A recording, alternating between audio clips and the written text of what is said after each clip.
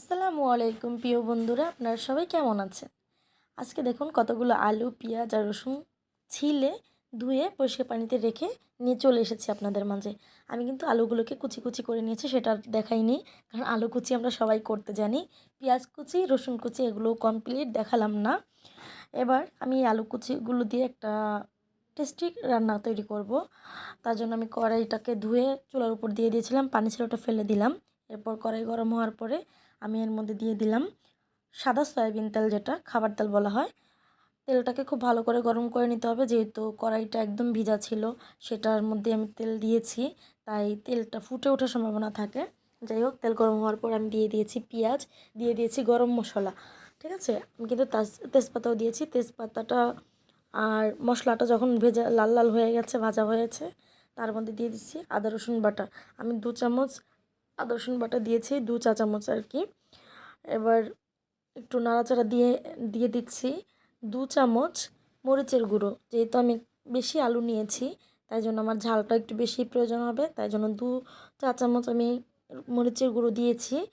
এবার এর মধ্যে আমি অ্যাড করব হলুদের গুঁড়ো পরিমাণ মতোই। আমি যেহেতু আমার আলুর পরিমাণটা বেশি, তাই সেই হিসেব করে আমি হলুদের গুঁড়োটাও দিয়ে নিলাম। এবার একটু নাড়াচাড়া দিয়ে তেলের উপরেই, মানে পানি ছাড়াই এটাকে একটু হালকা নাড়াচাড়া দিয়ে নেব আমি। এরপর আমি এর মধ্যে অ্যাড করব পানি। যেহেতু আমি পানি অ্যাড করিনি, এবার মশলাটা পুড়ে যেতে পারে, তাই আমি সামান্য পরিমাণ পানি অ্যাড করে নিয়ে দেখুন একটু তেল ছেড়ে ছেড়ে আসছে। এবার আমি বাকি মশলাগুলো দেব। এবার আমি দিয়ে দিচ্ছি ধনিয়া গুঁড়ো। অনেকে ধনিয়া গুঁড়োটা পছন্দ করে, আবার অনেকে করে না। আপনারা যারা পছন্দ করেন না তারা স্কিপ করতেই পারেন, আর যারা পছন্দ করেন তারা দিয়ে নেবেন। এর মধ্যে আমি স্বাদ মতো লবণ দিয়ে দিচ্ছি। রেগুলার মশলা যেগুলো হয়, আদা রসুন বাটা, গরম মশলা, হলুদ গুঁড়ো, মরিচ গুঁড়ো, তারপর হচ্ছে ধনিয়া গুঁড়ো, লবণ, তেল, পেঁয়াজ, মানে রেগুলার যা মশলা হয় মাংস রান্নার জন্য, সেগুলি আমি দিচ্ছি। হয়তো আপনারা কিছুটা হলেও আন্দাজ করতে পারতেছেন যে কী রান্না হতে পারে। এই দেখুন নিয়ে চলে এসেছি আগে থেকে মশলা দিয়ে সিদ্ধ করে রাখা গরুর মাংস। এটা হচ্ছে আমি জাস্ট সিদ্ধ করেই রেখেছিলাম একদম রান্না কমপ্লিট করে। এখন জাস্ট মশলাটার উপরে একটু নাড়াচাড়া দিয়ে নিচ্ছি, যাতে এই মশলাটাও একটু ভালোভাবে এটার ভিতরে ঢুকে যায়, মাংসটার ভিতরে আর একটু জুসি জুসি হয় সেজন্য। এবার আমি এর মধ্যে আমার সেই ধুয়ে কুচিয়ে রাখা আলুর কুচুরগুলোকে ঢেলে দিচ্ছি। তো এবার আমার এটাকে বেশ ভালোভাবে নাড়াচাড়া করে নিয়েছিলাম, সেটা দেখাইনি আপনাদের ক্যামেরায়, কারণ আমি একা হাতেই ভিডিও করতেছিলাম, একা হাতেই সব কাজ করতেছিলাম।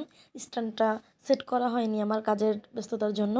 যাই হোক, আমি এটার মধ্যে সামান্য পরিমাণে একটু পানি দিয়ে দিয়েছি। হ্যাঁ, এবার আমার কিন্তু রান্না কমপ্লিট করে ফেলছি কথা বলতে বলতে, মনে করবেন না আপনারা। আসলে আমি আপনাদেরকে স্কিপ করে করে জিনিসগুলো দেখিয়েছি। পানিটা শুকিয়ে নিয়েছি, দেখুন কি সুন্দর শুকিয়ে গেছে পানিটা। আসলে এটা হচ্ছে আমাদের চাঁদপুর এলাকায়, মানে মতলব উত্তরে আমরা যারা বাড়ি তারা হয়তো বুঝতে পারবো অনেকেই। আমাদের এলাকায় একটা গরুর মাংসের শুটকি তৈরি হয়, সেটা দিয়ে এরকমভাবে আলু ভাজি আমরা করে খাই, বা অনেকেই বলে যে গরুর শুটকি রান্না করেছি, আলু দিয়ে ভুনা করেছি, এই টাইপের কিছু। তো আমার অনেক দিন ধরে এটা খেতে ইচ্ছে করছিল, কিন্তু আফসোস আমি এখন ঢাকায় থাকি, আমার কাছে গরুর শুটকিটা অ্যাভেলেবেল নয়, তাই জন্য আমি মাংস দিয়ে করলাম। কেমন হয়েছে জানাবেন।